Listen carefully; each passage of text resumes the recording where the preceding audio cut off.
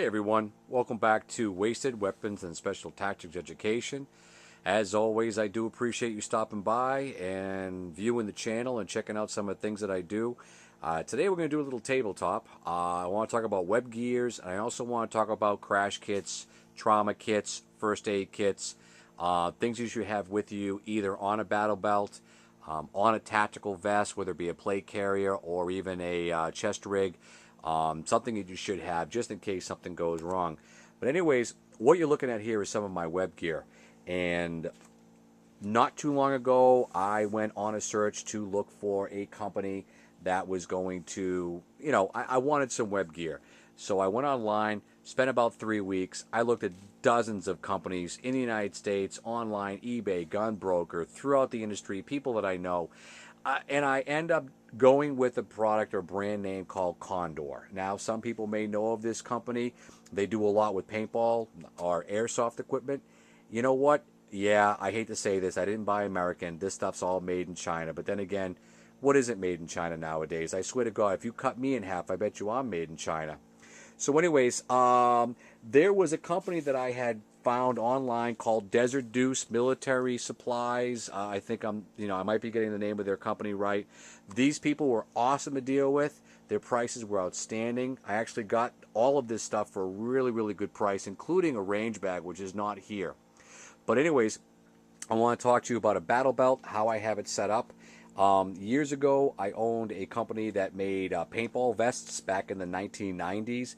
So I know a little bit about Condor, webbing, stitching, Velcro, double stitch, single, reinforcement. And I have to admit, this actually was a pretty good bargain. It was well made. I looked at a lot of battle belts before I bought this one, and to be honest, most battle belts, just the belt alone, are going for $100. I paid less than $20 for this belt without all the accessories. It takes the Blackhawk rigger belt. It's reinforced on the inside. On the back side here, it's padded. It's got a double stitch here along the end, which is nice. Here's the padding, the mesh padding. It's comfortable to wear. On the inside here, as the battle belt goes through, there are stitched in loops, which gives it added support all the way down. It's actually cut out here on the bottom, so you can attach a thigh rig system to the actual belt. So if I wanted to attach that thigh rig system, it would actually go up through that notch cut out in the system right here, and it will grab the belt, which is right here, which is kind of cool. And the same thing on this side if I want to do a thigh rig for my pistol.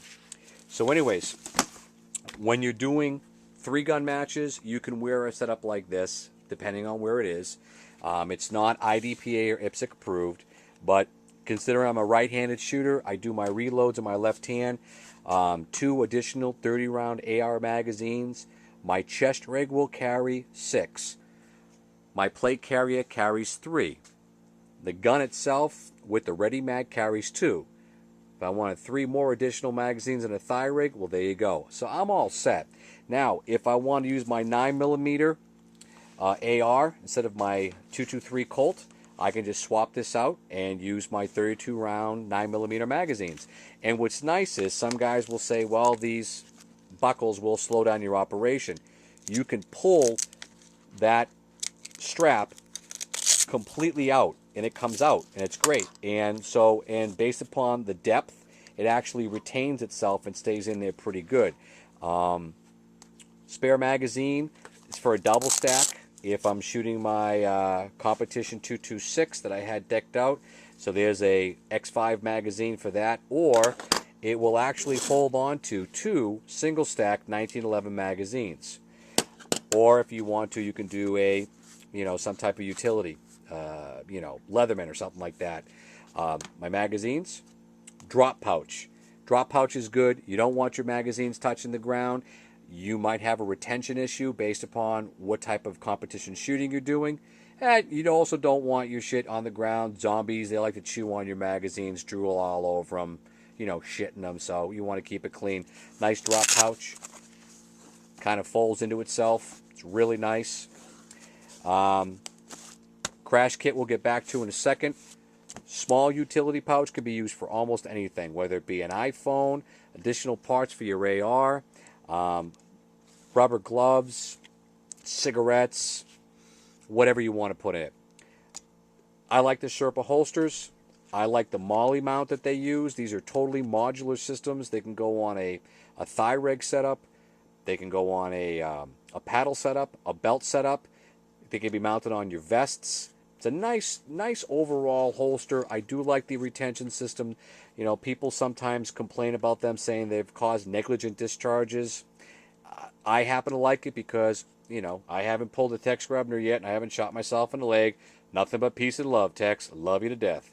But anyways, I happen to like the Sherpa holsters. Let's get to the crux of the whole story here. When you're carrying a crash kit, a trauma kit, a medical kit, the one that's on your battle belt should be designed for you, and I'll tell you why. Because you're not going to drop this to perform any type of first aid. That's why you should have a secondary set somewhere close to the vehicle, or at least in a range bag.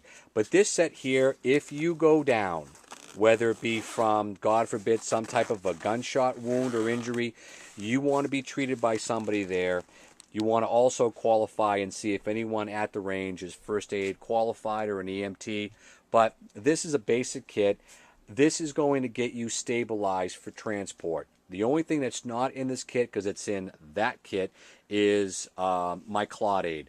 But you've got a large compression dressing. You've got the scissors to take your clothing off, to cut your whatever, whether it be your pants, your shirt, or whatever. There is the blanket back here. It's a burn blanket. There are also burn gels, rubber gloves, dressing. If you happen to be a diabetic and you have a low sugar count, this is a glucose 15. It's an oral glucose gel. If you've got someone that's diabetic and they need a sugar boost, this is good to have. Also, an EpiPen.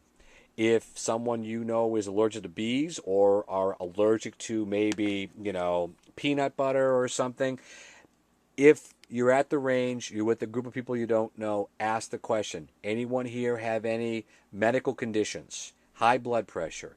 Are they allergic? Do they have an EpiPen? It's good to know. Find out who's certified in first aid. Thank God I don't need any of that stuff, but I do carry for people that may.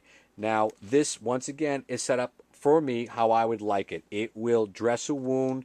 It will stop a bleeding. It will also keep me stabilized until, you know, EMTs arrive. So that's on my battle belt. If you're doing something extremely heavy duty, you want to have a medical kit on the back where either someone can come in as your medic and they can pull out spare gear and equipment out of here. This would be a secondary pouch that would carry larger medical gear and equipment, whether it be, you know, a mouth-to-mouth breathing apparatus, or, you know, it's just stock filled with all different types of things that I didn't want to jam inside here. But this would be grabbed by someone that was there with you, whether it be a partner, SRT, shooting partner. If you're wearing a tactical vest like this, a bulletproof plate carrying vest, well, then you're probably someone that's going to be kicking a door in. Another option here, and this is a great one. This is the one that I would recommend. I happen to have it in black, doesn't match my OD stuff, but this is a really awesome setup because this setup here would mount on your vest, and all they got to do is it rips off the plate. It's all attached by Velcro. Rips off the plate, and then inside here, man, I need to get a film crew so I'm not holding this crap. But, you know, here is a complete trauma setup with everything you need. There's your clot aid, your bandages, your dressing, burn dressing, miscellaneous stuff. This has got everything that you need. But you want this accessible. Do your research. You can download apps on basic first aid. If you're at the range, your job, God forbid, if someone is injured, someone has a medical condition, you want to be able to stabilize the patient while EMT is on its way here.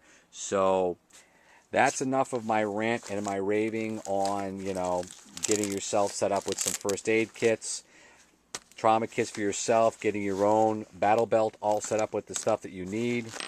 Also, once again, go to Desert Deuce.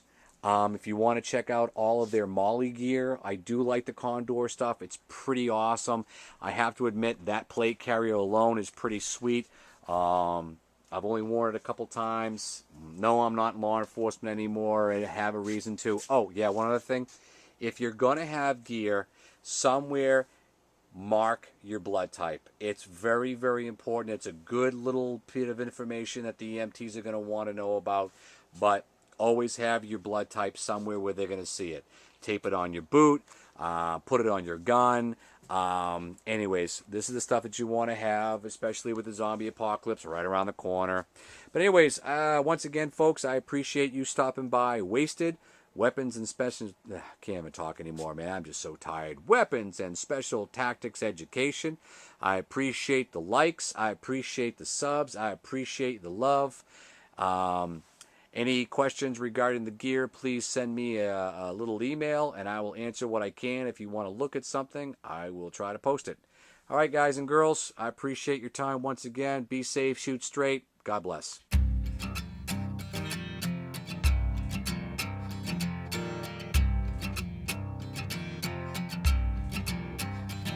I've been stuffed in your pocket for the last 100 days. When I don't get my bath, I take it out on the slaves. So grease up your